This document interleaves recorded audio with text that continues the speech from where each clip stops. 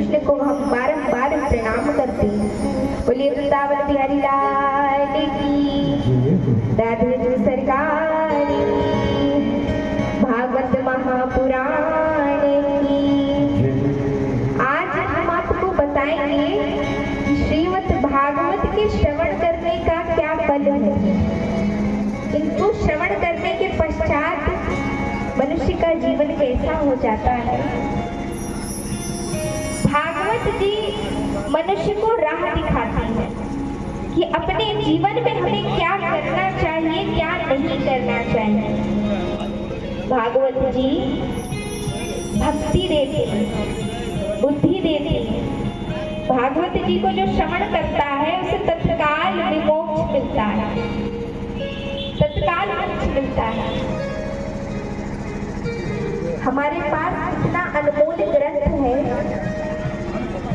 जो हमें तत्काल मोक्ष देता है, तो हमें इससे बड़े बढ़ चढ़कर श्रवण करना चाहिए। यह अमृत है। अमृत तो यह है, वो अमृत नहीं जो देवताओं के पास है। असली अमृत तो भागवत जी है। स्वयं देवता भी ललायत रहते हैं भागवत जी को श्रवण करने के लिए। तो हमारे पास तो स्वयं भागवत जी हैं। हम सुनेंगे, पढ़ेंगे, जीवन धन्य करें, अपना मन को शुद्ध करें, अंतःकरण शुद्ध करें। बोलिए भागवत जी की। भागवत जी हमें भक्ति करना सिखाते हैं। भागवत अर्थात भक्ति।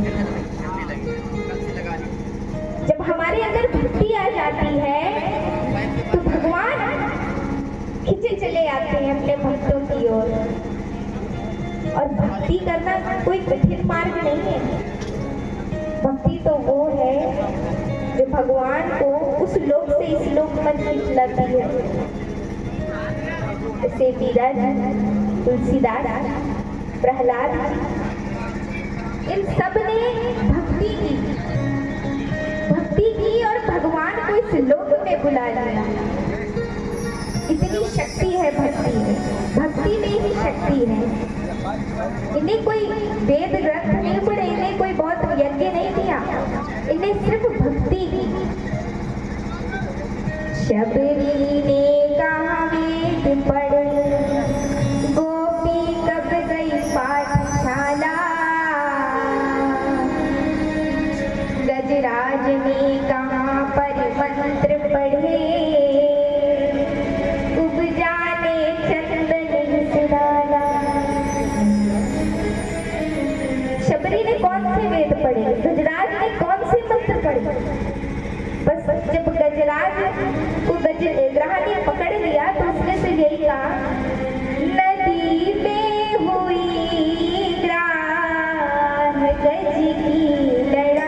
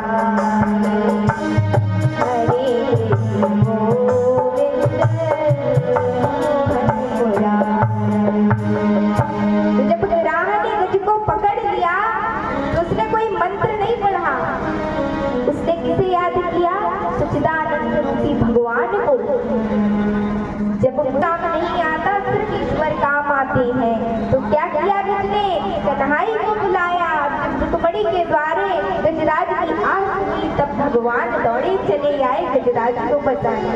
ये है भक्ति की शक्ति। इतनी शक्ति है भक्ति में।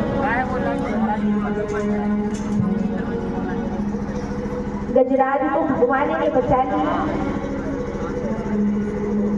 हम मनुष्य उन पर विश्वास करते हैं यही नहीं पता कि कल वो है कि नहीं। हमें उनका विश्वास करना चाहिए जो पूरी सृष्टि चला रहे हैं, जो आपके रहने ना रहने के पश्चात भी है ना, है। जोर से बोलो राधे राधे, और जोर से राधे राधे। राधे राधे बोलते रहा कभी, अच्छे लगते हैं। राधे राधे बोलना भी चाहिए। राधे राधे बोलते रहेंगे ना तो राधा रानी को याद रहेगा कि मुझे तो याद रखा है, क्योंकि कथा में इतनी वो नहीं है कि मुझे तो याद रखा है। राधे राधे बोलने से सारे कष्ट दूर होते हैं। जितना आप गोविंद का नाम लेंगे उससे ज्यादा अगर राधा जी का लेंगे तो सारे कष्ट दूर जाएगा, गोविंद तो प्रसन्न अलग होंगे।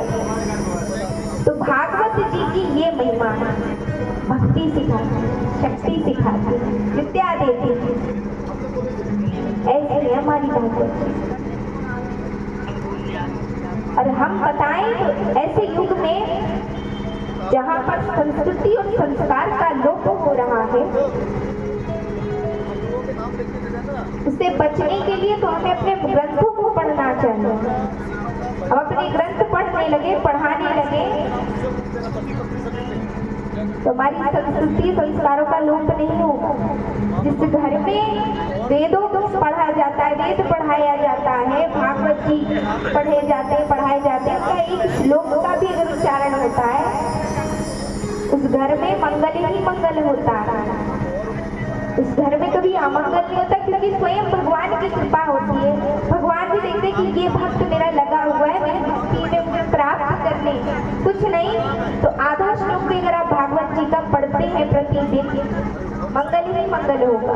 भगवान पार कृपा बरसाएंगे।